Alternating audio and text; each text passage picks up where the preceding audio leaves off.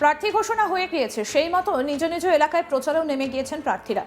কিন্তু এরই মধ্যে দেওয়াল লিখন থেকে শুরু করে পতাকা ছিঁড়ে দেওয়ার মতো ঘটনাও সামনে এসেছে, যা রাজ্যের ভোটের উত্তাপকে আরও বাড়িয়ে দিয়েছে। ভাবছেন তো হঠাৎ করে পতাকা ছেঁড়ার কথা কেন বললাম? তাহলে শুনুন, এই পতাকা ছেঁড়াকে কেন্দ্র করে বিজেপি এবং তৃণমূলের মধ্যে কার্যত খণ্ডযুদ্ধ বেঁধে যায়।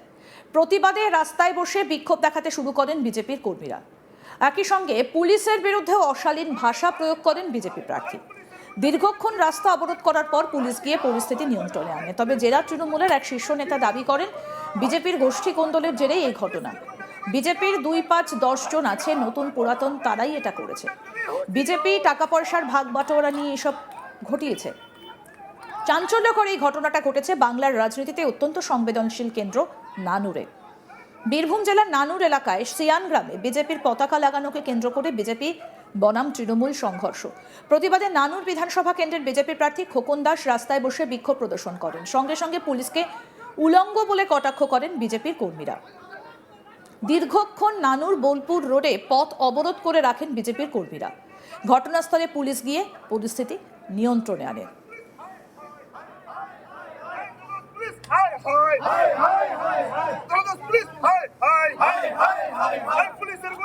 বিজেপি প্রার্থী খোকন দাস কি বলছেন শুনবো।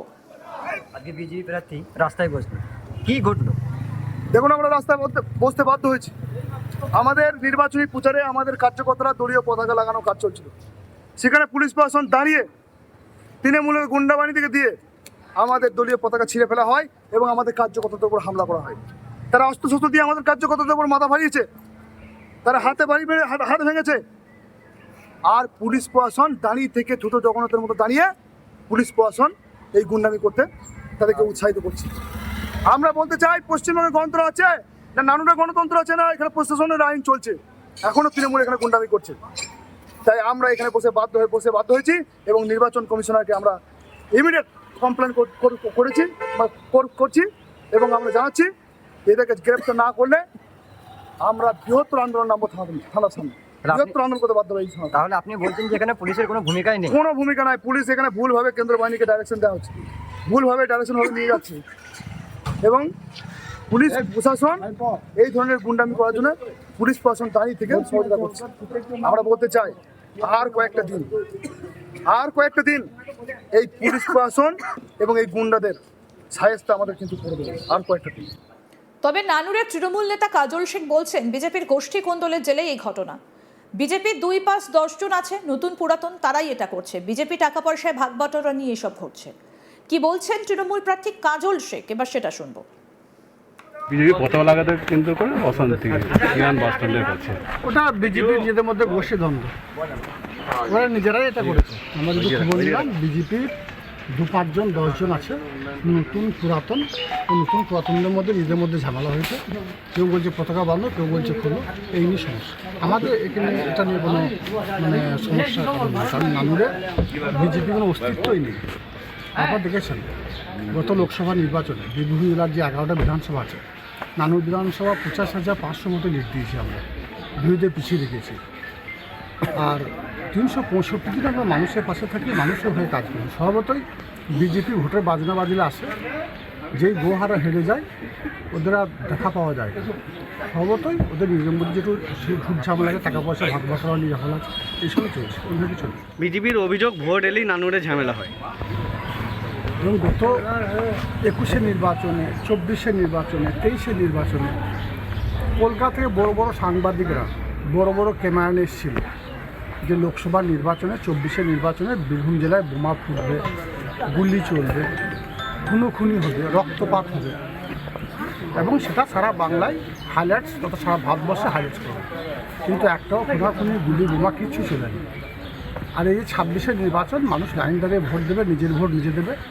মাননীয় মুখ্যমন্ত্রী মাননীয় মমতা বন্দ্যোপাধ্যায় 2011 থেকে 2025 এই মাত্র কয়েক বছরের ব্যবধানে বাংলার যে অভাবনীয় পরিবর্তন ঘটিয়েছেন, উন্নয়নের যে জোয়ার বইয়ে দিয়েছেন, সেই উন্নয়নের জোয়ারের ভোট। অন্যদিকে তৃণমূল মুখপাত্র জামশেদ আলী খান বলছেন, নানুরের অলি গলিতে তৃণমূল বিজেপি বলে কিছু নেই। যদি ওদের মারধর করা হতো তাহলে হাসপাতালে গিয়ে চিকিৎসা করিয়ে পুলিশে অভিযোগ করা উচিত। কি বলছেন তৃণমূল মুখপাত্র জামশেদ আলী, শুনবো। নানুর এলাকায় তৃণমূলের বিরুদ্ধে অভিযোগ করছে যে বিজেপি পতাকা লাগানো দিতে দ্বন্দ্ব, আর তার সাথে সাথে বলছে পুলিশকে একেবারে কটাক্ষ আক্রমণ করছে, উলঙ্গ বলছে। কি বলবো? দেখুন, প্রথমে বলবো যে বীরভূম জেলা বলে নয়, সারা বাংলায় বিজেপির কোনো সংগঠন নেই। তো কাজে বিজেপি যে কোনো জায়গায় কোথাও আমাদের পতাকা ছেড়ে দেওয়া হয়েছে, কোথাও আমাদের কর্মীদের মারধর করা হয়েছে, এরকম মিথ্যা অভিযোগের উপর বিজেপিটা সংবাদ মাধ্যমে শিরোনামে এসে ওই সোশ্যাল মিডিয়াতেই টিকে আছে। আপনারা দেখুন না কেন, যে যেখানে যদি সত্যিই তাদের মারধর করে হয়ে থাকে, তাহলে তারা হসপিটালাইজ হয়েছে, তারা পুলিশে অভিযোগ করেনি। আর পুলিশের বিরুদ্ধে যেটা অভিযোগ করছে যে অর্ধনগ্ন, এরকম কথা যাই বলুক না কেন, একটা জিনিস, ওরা যে যেমন তার কুটুম তেমন। তার কারণ দেখবেন যে নরেন্দ্র মোদী, অমিত শাহ যেভাবে সারা দেশে বিরোধীদের ওপর কেন্দ্রীয় সংস্থা ইডি সিবিআইকে ব্যবহার করছে, তাদের তো সে একই মনে হবে। সত্যিই যদি ওখানে তাদের মারা হয়েছে, সত্যিই যদি তাদের উপর আক্রমণ হয়েছে, তারা হসপিটালে গিয়ে আগে তারা কতটা আহত হয়েছে সেটা দেখাক, তারপরে প্রয়োজনে পুলিশে যাক, পুলিশ বিষয়টা তদন্ত করে দেখবে। আসলে কোথাও কোনো ঘটনা ঘটেনি এই বীরভূমে, কোথাও তাদের কোনো সংগঠন নেই।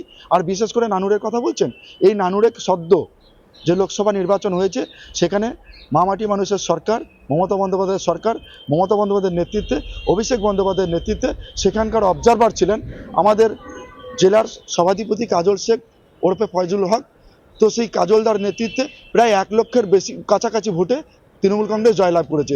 এই যে বিপুল জয়, এখানে যদি বিজেপির সংগঠন থাকতো, লোক থাকতো, তাহলে তো এই জয় আসে না। নানুরের অলিতে গলিতে তৃণমূল কংগ্রেসের সংগঠন, নানুরের অলিতে গলিতে তৃণমূল কংগ্রেসের কর্মী, নানুর তৃণমূল কংগ্রেসের শক্ত ঘাঁটি। তাই সেখানে কোনোভাবেই পারবে না জেনেই আগে থেকে পরাজয়ের ভয়ে এই সমস্ত মিথ্যা অভিযোগ এনে খবরের শিরোনামে থাকার চেষ্টা করে। আমাদের প্রতিনিধি শান্তনু হাজরা কি প্রতিবেদন তুলে ধরেছেন দেখবো এবার। বঙ্গে বিধানসভা নির্বাচন আর নির্বাচনের তাপ কিন্তু বাড়ছে। দেখা যাচ্ছে বীরভূমের নানুর এলাকায় বিজেপি পতাকা লাগানোকে কেন্দ্র করে তৃণমূল বনাম বিজেপির সংঘর্ষ। বিজেপির কর্মী সমর্থকেরা দাবি করছে যে যারা যখন নানুর এলাকার যে শিয়ান গ্রাম পঞ্চায়েত বাস স্ট্যান্ড রয়েছে, সেই বাস স্ট্যান্ডে যখন বিজেপির দলীয় পতাকা লাগানো হচ্ছিল, সেই সময় কয়েকজন আসে এবং তাদেরকে মারধর করে এবং তাদেরকে বলপূর্বক তৃণমূল করতে বলা হয়, তেমনটাই কিন্তু বিজেপি কর্মীদের অভিযোগ। পাল্টা বিজেপির এই অভিযোগকে একেবারে অস্বীকার করছে তৃণমূলের তরফ থেকে। তৃণমূল মুখপাত্র তিনি জানাচ্ছেন যে অলিতে গলিতে নানুরের তৃণমূলের কর্মী সমর্থক রয়েছে। অন্যদিকে বীরভূমের জেলা পরিষদের সভাধিপতি, আবার হাসন কেন্দ্রের প্রার্থী, তৃণমূল প্রার্থী, তিনি আবার বলছে নানুরে কোনো তৃণমূল তাদের মারধর করেনি, বিজেপির গোষ্ঠী কন্দলের জেরেই কিন্তু এই ঘটনা। নির্বাচনের মরশুম, টাকা পয়সা আসছে, সেই টাকা পয়সার ভাগ বটোয়ারার জন্যই কিন্তু এই ধরনের ঘটনা কিন্তু ঘটেছে, এমনটাই দাবি করছে তৃণমূলের দুই নেতৃত্ব। অন্যদিকে ভারতীয় জনতা পার্টির যে নানুর বিধানসভার প্রার্থী রয়েছে খোকন দাস, তিনি কিন্তু দীর্ঘক্ষণ ধরে শিয়ান নানুর যে রোড রয়েছে, সেই রোডে কিন্তু পথে বসেছিলেন এবং বিক্ষোভ দেখাতে শুরু করেন এবং পুলিশের ভূমিকা নিয়ে প্রশ্ন করেন। সাথে সাথে তিনি আরো স্পষ্ট করে বলেন যে পুলিশকে প্রশ্ন করেন যে বোলপুর আইসি আসুন, উলঙ্গ পুলিশ বলে কটাক্ষ আক্রমণ করেন এবং সাথে সাথে বলে যে কোথায় গেল কেন্দ্রীয় বাহিনী, তার জবাব দিন, এই কথাও তিনি বলেছেন। রীতিমতোই তাদের কর্মীকে মারধর ঘটনায় কিন্তু নানুরে একেবারে পতাকা লাগানোকে কেন্দ্র করে তৃণমূল বনাম বিজেপির যে সংঘর্ষ, সেই সংঘর্ষে একেবারে উত্তেজনা তীব্র ছড়িয়েছে। ঘটনাস্থলে পুলিশ গিয়ে নিয়ন্ত্রণে আনার চেষ্টা করে। পরবর্তীতে দীর্ঘক্ষণ এই পথ অবরোধ করার পর কিন্তু তারা ভারতীয় জনতা পার্টির কর্মীরা এই পথ অবরোধ তুলে নেয়। আরও আপডেট পেতে দেখতে থাকুন রাজতক বাংলা, সাবস্ক্রাইব করুন, নোটিফিকেশন পেতে বেল বাটন অপশন প্রেস করুন।